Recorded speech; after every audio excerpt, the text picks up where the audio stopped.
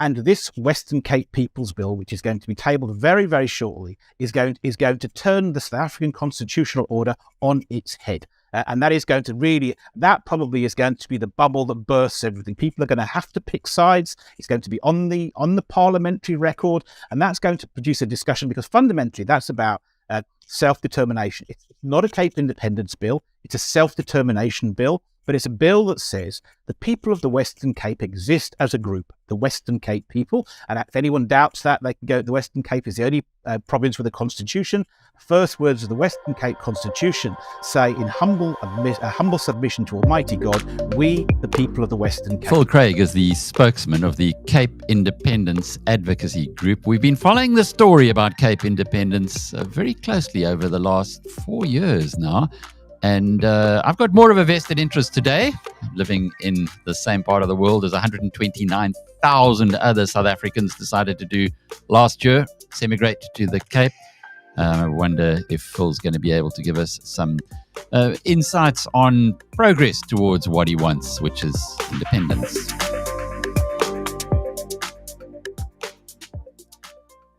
Okay, Phil, so now I've put my cards on the table. I'm very much here, a citizen of your province or your area. And it was interesting talking with the Premier last week, Alan Winde. I asked him about Cape independence, and he remains strongly against. He says that federalism is a better option. And then over the weekend, I had an email from a community member of ours who took a lot of time and trouble and effort to explain why he's now abandoned the Democratic Alliance, his political home for many, many years. And he says it rests firmly on his belief that independence, not devolution, is the right option. So I thought it was a good idea on both of those scores to catch up with you and see. We haven't spoken for a few months to see exactly where the independence lobby is going, if anywhere. Oh, well, fantastic. It's always great to be with you and to be on the programme. And I'm pleased to report that we're making fantastic progress towards Cape independence, at least in the broader sense of the word. I did catch your discussion with Alan, and sometimes I find Alan quite frustrating when he talks on Cape independence. He's not terribly well informed, and that unfortunately, perhaps not a fair thing to say about the Premier, but unfortunately it's the reality.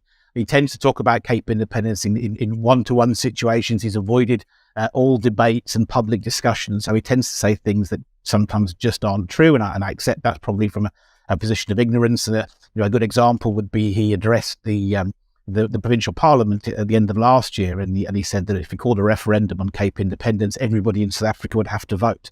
And I just wanted to sort of shout to the screen to say, Alan, please just tell us, there's been something like 35 independence referendums held around the world in the last 3 decades.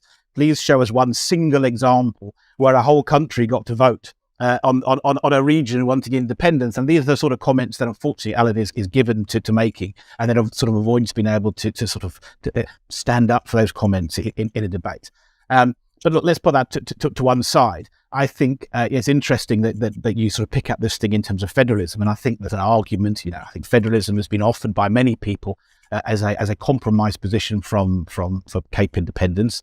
And whilst we don't think federalism is the ultimate answer, I think we've always had the same position, which is, well, look, if the Democratic Alliance or other people think federalism is the solution, then ask for it and push it and pursue federalism. It's no good offering federalism and then not actually do anything about getting it. And interestingly, you say, look, what's been happening with us? And I think, in some ways, the CIAG, we're now 3 years old. We're into the sort of second chapter of our movement. In the first chapter, it was really about establishing Cape independence as a political option. At the start, nobody really had heard about Cape independence. None of the political parties really had a view on it.